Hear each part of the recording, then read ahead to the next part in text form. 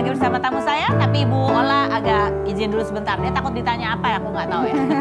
Tapi ada pertanyaan ini, masih bisik-bisik tetangga ya. Kita membahas mengenai hal-hal di luar sana yang kita lihat dari sudut sisi saran dari Ustazah Oki itu seperti apa baiknya. Ini yang kemarin dialami oleh pasangan Mbak Im dan Paula. Kemarin kan mereka ini pasangan ini kan sering bikin konten prank apa segala macam. Sampai kemarin ketika bikin konten prank, nah itu akibatnya cukup serius karena harus di pemeriksaan polisi dan sebagainya. Kemudian sampai istrinya pun ikut dihujat gitu kan. Mengaku sudah diperingatkan oleh Paula, Mbak Im Wong akui kekeh buat konten prank KDRT. Nah ini bahas mengenai istri itu kadang-kadang juga ada nasihatnya buat suami kan. Tadi dibilang istri itu nurut aja sama suami. Tapi kalau suaminya nggak nurut sama istri gimana? Gitu Ustazah. Iya, terus maksudnya aku ngapain? Ya ini baiknya gimana? Karena kadang-kadang istri kan kadang-kadang suka ada saran tuh buat suami. Kita kan Cuman suami kan kadang-kadang udah gini ya, berarti kita ini maksudnya secara global ya. secara global ya. Setiap orang kan pasti pernah berbuat salah, nggak mungkin ada orang yang 100% benar, seumur hidupnya benar, pasti ada berbuat salahnya. Dan memang Masya Allah, kadang-kadang kalau istri berbuat salah suami yang negur, kadang-kadang begitu pula sebaliknya gitu. Dan terkadang hal-hal seperti ini justru memberikan banyak pelajaran buat kita sih. Oke nggak bahas mengenai buat kita semua secara umum secara global. Kadang-kadang Allah tegur kita dengan cara-cara seperti ini gitu. Kadang-kadang kalau orang mendapatkan sebuah ujian, ada 4 tipe manusia Mbak. Pertama dia marah, kenapa sih ya Allah kok jadi kayak gini banget sih gitu. Kemudian kedua dia sabar. Sabar itu dia mampu melawan, marah atau apapun tapi dia tahan. Dia tetap marah tapi dia tahan. Ketiga ridha, nggak ada rasa sakit ya memang ini kesalahan saya. Jadi introspeksi. Keempat bersyukur. Alhamdulillah karena kejadian ini saya belajar untuk lebih berhati-hati. Alhamdulillah karena kejadian ini saya belajar untuk seperti ini, seperti itu. Itu tingkatan orang. Kadang-kadang harus dikasih kesalahan-kesalahan seperti itu dulu baru bisa belajar. Untuk diri Rocky juga dan untuk kita. Jadi dari 4 ini yang baik adalah yang terakhir. Kalau bisa sangat itu bersyukur tuh nggak semua orang loh ketika dikasih ujian dia bersyukur. Pasti ngelewatin, kadang-kadang ada yang ngelewatin semuanya. Dulu, benar. Nah, baru terakhir alhamdulillah. Alhamdulillah jadi belajar banyak. Oh ternyata artinya ini ya kan kadang-kadang kita suka nggak tahu nih artinya diajarin apa gitu kan. Iya. Nggak ada tahu. Pasti karena satu kejadian itu jadi membuat kita belajar banyak hal untuk berhati-hati ke depannya. Kayak Oki kan tadi jadi belajar untuk memilih lebih berhati-hati diksi. dalam memilih diksi, pemilihan kata yang baik. Karena apa yang kita pikirkan belum tentu sama apa yang dipikirkan oleh orang seperti itu. Iya itu memilih diksi sekarang kita ngomong kan ya. Iya. Ngomong berapa tahun yang lalu sampai sekarang mungkin belajarannya dulu beda sampai sekarang dan gitu kan. mungkin kan waktu itu kan ceramah langsung yang konteksnya mungkin beda di satu tempat yang berbeda. Ketika masuk ke sosial media, suasananya jadi beda lagi gitu. Jadi ini berarti sudah jadi yang keempat ya belajar nih. Alhamdulillah. Oke, Q&A sekarang pertanyaan dari netizen. Ini bola kemana? Oh ya udah biarin aja nggak biarin. Ada loh mas. Ini dia bola. Oh muncul tiba-tiba. Tiba-tiba saya kabur ya. Oke, apa tanggapan Mbak Oki soal orang tua yang nggak mau ditinggal anaknya padahal kita mau hidup mandiri sama suami? Ini random ya hari ini Temanya random gitu. Ada yang dari selebriti, ada yang dari netizen. Apa tanggapan Mbak soal orang tua yang nggak mau ditinggal anaknya padahal kita mau hidup? Ini curhatan siapa nih? Kayak ada di antara kalian ya. Maksudnya ibunya gini, kamu kalau udah nikah tetap harus tinggal sama ibu ya, nggak boleh tinggal sendiri gitu. Sementara istrinya pengennya rumah tangga sendiri dong gitu. Mungkin kalau Oki lebih gini sih, karena Oki kan punya ibu tunggal nih. Iya. Kan papa udah nggak ada gitu.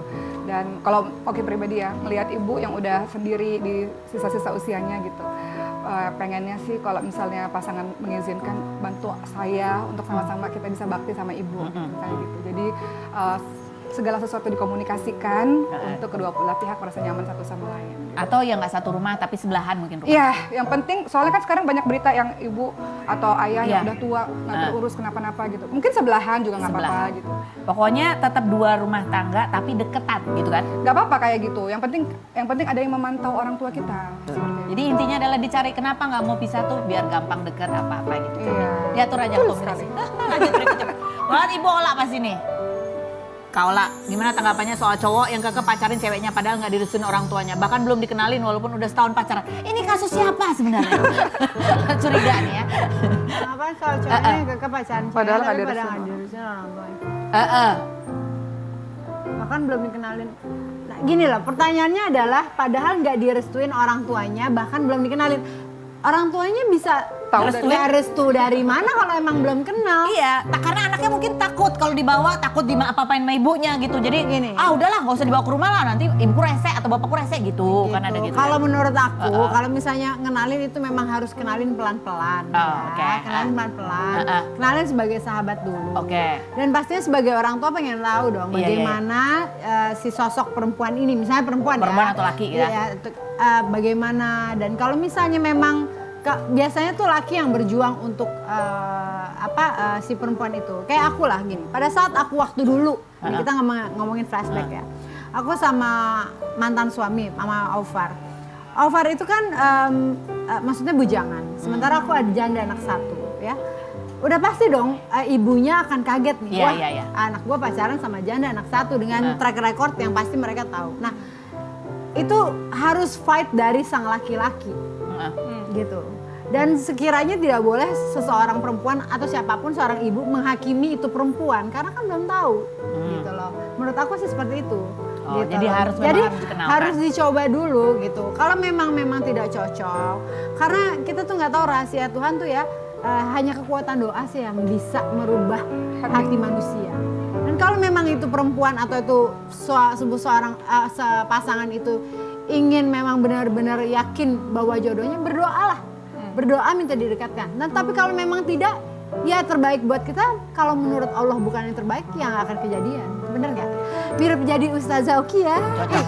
Ini yang dikatakan beliau ada di dalam Al-Quran. Oh. Jadi beliau ini belajar luar biasa nih. Jadi intinya lagi pacaran-pacaran di luar sana ya. Misalnya kira-kira nih kayaknya cowok aku nih kayaknya nggak bakalan disetujuin dah ya. Itu kan baru menduga-duga ya. iya. Kadang-kadang menduga-duga itu tidak baik, karena lebih baik kita berusaha dulu. Betul. Itu yang paling utama, usaha dulu. Mau berdoa tahajud, duha dan segala macam, puasa Senin Kamis. Kalau nggak bahkan ada usahanya. apapun itu tanpa ada usaha nggak ada manfaatnya. Betul. Papa selalu bilang gini, jangan, kalau Papa almarhum Papa selalu menasihati begini, jangan menyerah, jangan kalah sebelum berperang. Artinya adalah usaha dulu sampai titik darah penghabisan, baru tawakal ala Allah. Tapi kalau orang tua tetap nggak setuju setelah dikenalkan. Ini Mendingan ngomongin tanya siapa dulu sih? ya. Bahasin siapa sih? Ngomongin siapa sih? Kita nggak tahu loh. Ngomongin Durasi habis setelah kan? yang berikut ini. Jangan kemana-mana.